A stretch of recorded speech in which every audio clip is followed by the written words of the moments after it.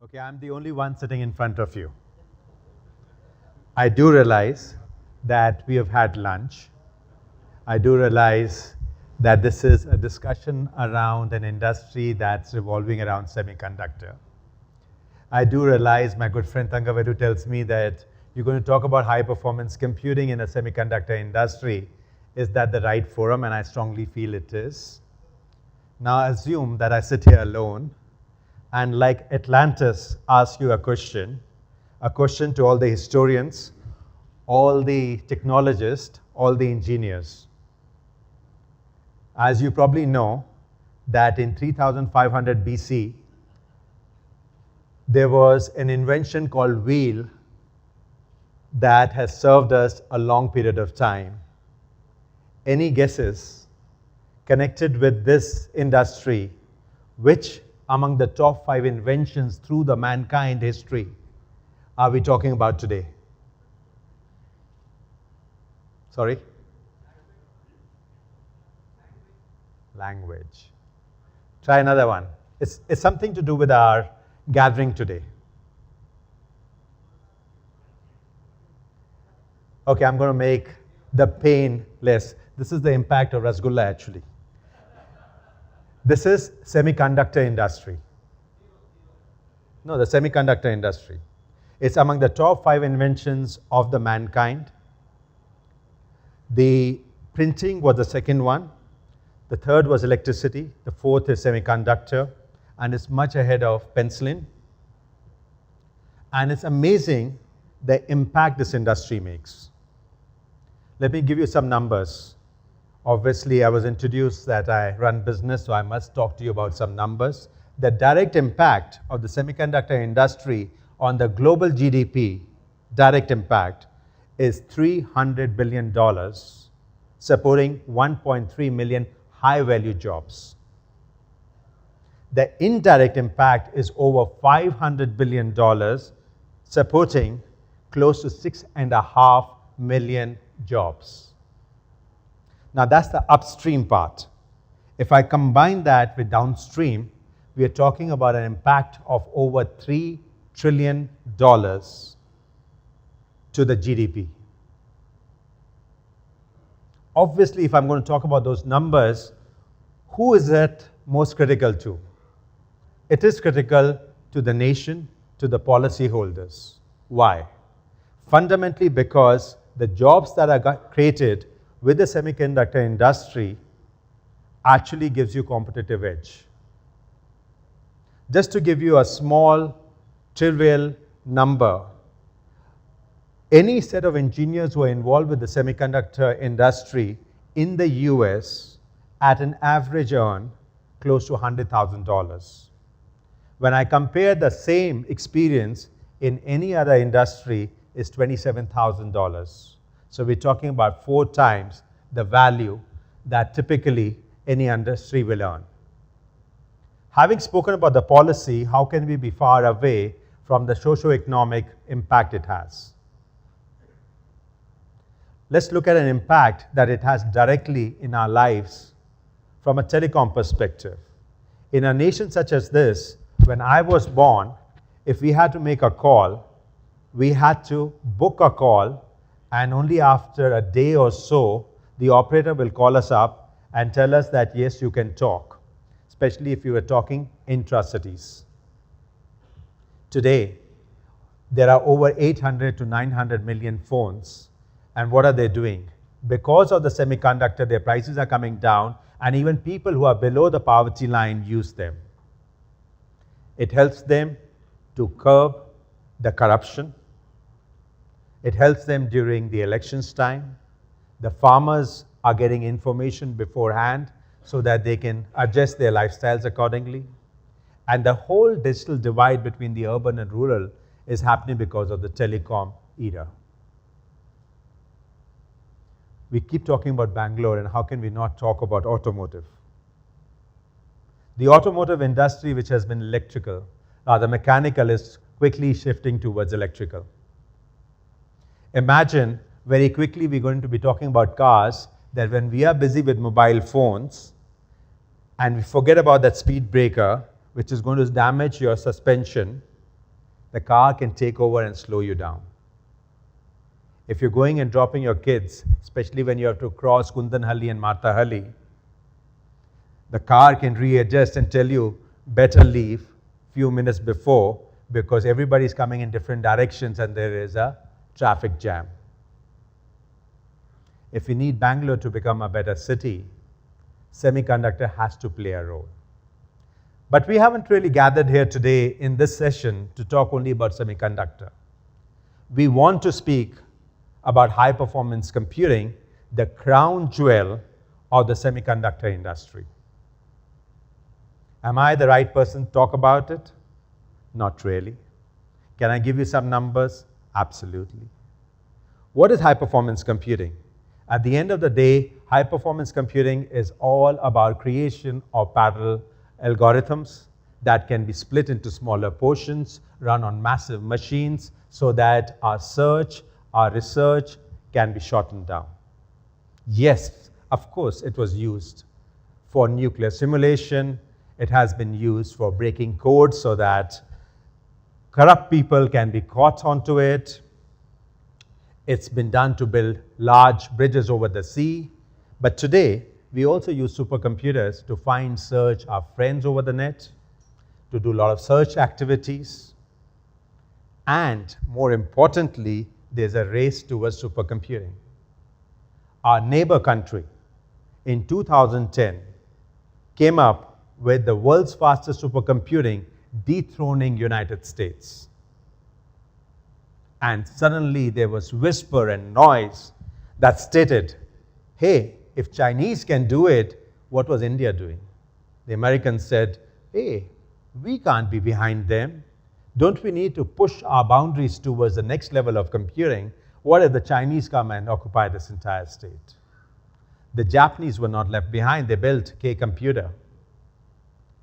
In 2012, by supporting 88,000 processors, over 700,000 processes, they built a computer that took over 10 megawatts of electricity. In India, if I gave 1 kilowatt of electricity to the households, that was 10,000 households. And yet, our nation started realizing that if we want our competitive edge, we better have the right infrastructure for high-performance computing. There are associated issues. Let's talk about them. And it is for this reason that we've got really an elite set of people from the industry, people who use the technology, who are facing first-hand experiences to come and talk to us. In no order of priority, I will request Chirandeep Soor, Dr. Chirandeep Soor, to come up. Dr. Chirandeep Soor is from Shell. He told me a little nugget that he was born in December, sorry. He was born in December like I was, but we didn't share the same signs, zodiac signs. He comes from the Capricorn world. And I very quickly looked at what Capricorns do. Extremely diligent, very prudent, great listeners, very disciplined. No doubt he's trying to figure out, with every drill of the hole, will he find oil? With over 8 patents to his name, he's pretty much here to discuss about several other problems.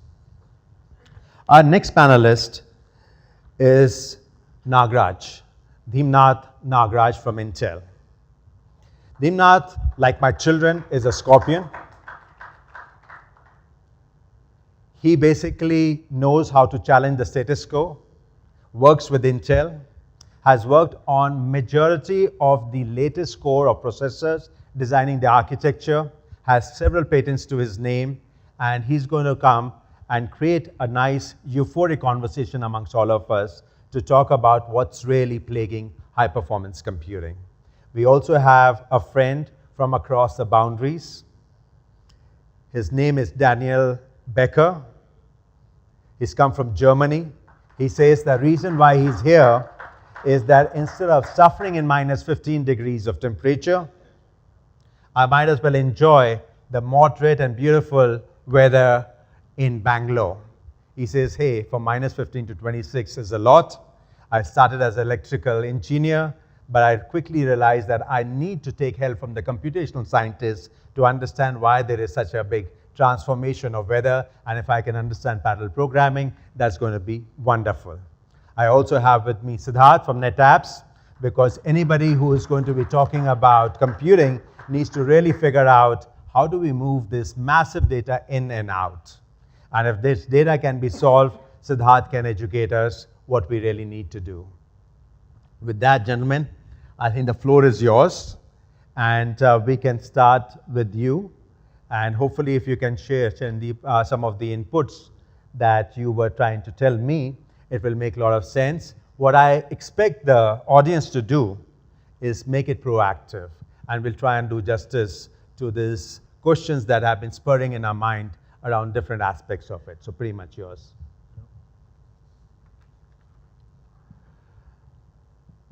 Hello, is it audible? Yeah, thank you first of all the organizers for inviting, and of course Vishal for introducing. So before I start, I should tell that I'm an astrophysicist by training and I don't believe in the zodiac signs, by the way. Okay, so let's come into the business directly. So I think this is a little odd, but Vishal said the platform correctly, that it's the semiconductor event, so all the expertise, entrepreneurs, all the business people, ministry, they are talking about semiconductors, but we are bringing little different perspective. So let's start with some economic numbers. So in the 12th fifth-year plan, Government of India from 2012 to 2017 have committed $2.5 billion for supercomputing. That's maybe an after effect of what our neighbors are doing, China, taking over the first spot in the supercomputing race. I think that's a huge number. So if you just think in terms of the semiconductors, supercomputers are built on top of that. So I personally feel there is a huge potential for all of us, first thing. And the second thing is, there are many applications which we can now solve, was not possible a decade back. For example, I represent the oil and gas industry. So my primary role is to find, if I dig a well here, can I find oil or something? So that starts with understanding how the surface under this earth looks like. And the first starting point is a computer modeling. That we do using supercomputers. And the kind of advancement that happens in the semiconductor industries and the processor technologies, from the storage, from the algorithms, which is possible now was not possible 10 years back. I will give you a small example. So when you drill well to, after we find that there is a well underneath, there is a substantial amount, we drill well, and when we drill well, it's a little bit different than digging a bore well in Bangalore, right? So we put the pipe inside, and along with the pipe, we put a digital microphone. And that digital microphone is placed 1 meter in a distance, and that goes kilometers away. And when you extract oil, that microphone actually records the signal. So if we are getting only oil, the kind of sound that you observe is very different than if it's a mixture of oil, gas and water. So by understanding the sound that you record, we basically understand what's happening under the earth. Because if you extract much oil, what will happen? You may feel like there will be an earthquake because something was there, you take it out, it will go down.